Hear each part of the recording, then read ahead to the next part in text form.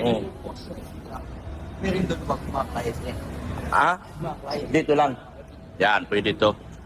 Isang mapagpalang araw po sa ating lahat. Magandang araw at gabi po dyan sa mga silent viewers at solid supporters ng EDC. Mega love shoutout po at kamusta po kayo? See you on po mga kaligap. May panibago na naman po tayong pag-uusapan. Wow, Beyonce, new achievement na naman. Beyonce natin bibili ng bagong sasakyan. Yan po ang ating pag-uusapan, baya-baya na lamang. Pero bago po yan, kung bago ka pa lang po sa aking munting YouTube channel, pa-like, share, and subscribe naman po at pakipindot na rin po ng notification bell para lagi po kayong updated sa aking i-upload na video. At paalala rin po bago po tayo magbigay ng ating mga komento at opinion, itapusin po muna natin ang kamuan ng video.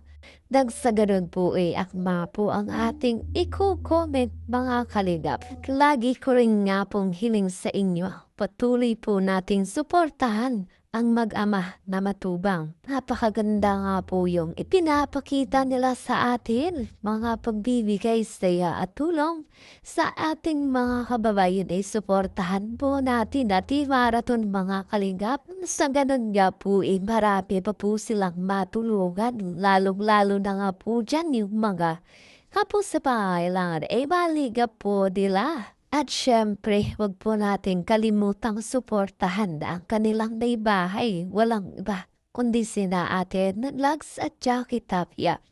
Wag po sana tayong magsasawang sumuporta. Mga kalingap, wag po sana tayong magsasawang sumuporta, mga kalingap. At yun, balik po tayo sa ating pag-uusapan ngayong gabi. Wow, Beyonce, may panibagong achievement na naman mga kalingap.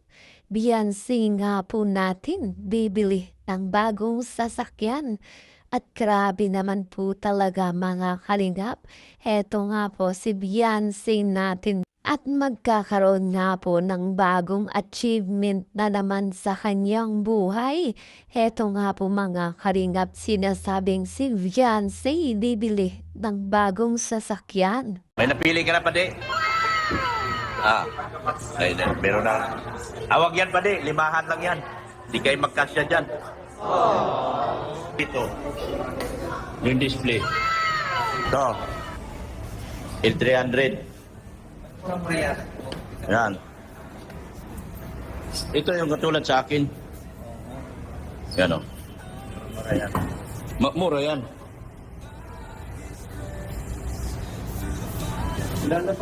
Ito pwede sa iyo.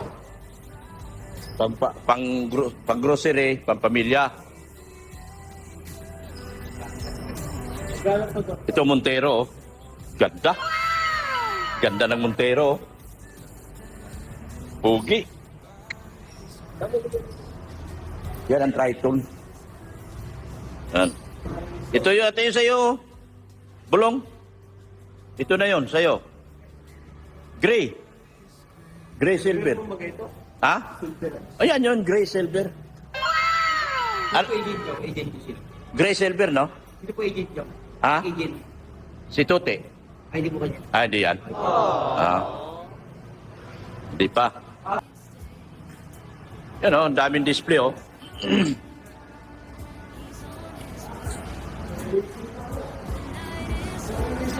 Ha? Oh, destinator oh. Pugi ng destinator oh. Ito oh, destinator din oh. Puro destinator, ganda. Ganda. Pwede mo buksan yan? Pwede mo buksan. Ayan. Ha? Ayan, di pa. Oo. Ang ganda ko. Ano yan oh? May sensor. May sensor. Ito pinakamaganda oh. Saka yan puti oh. Mahirap yan pa rin sa mga tingin. Ito kasi pinakamura. Pag nag-Toyota ka, yan mga 34 na yan. 34 ang monthly. Ang cash niyan, nasa 1.1 million.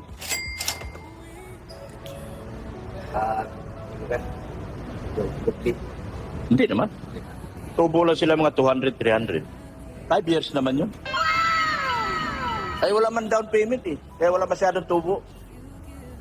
Di katulad nung araw nung kami unang kumuha ng mga sakyan, ang down payment 200, 300. Ngayon wala na, libre na. Pwede mong buksan yan? Pwede mong buksan yan? Oo. Meron doon mga clients niya. Ah? Mga clients. Dito lang. Yan, pwede to. Iyon kasi may mga client na.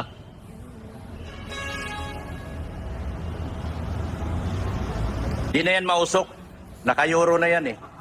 Di na mausok. Mga bagong modelo yan. Di na siya mausok. As likod, pwede mo buksan. Paparehas lang naman yan sa akin. Dito na ng ano ngayon? Product na Halos pareho na.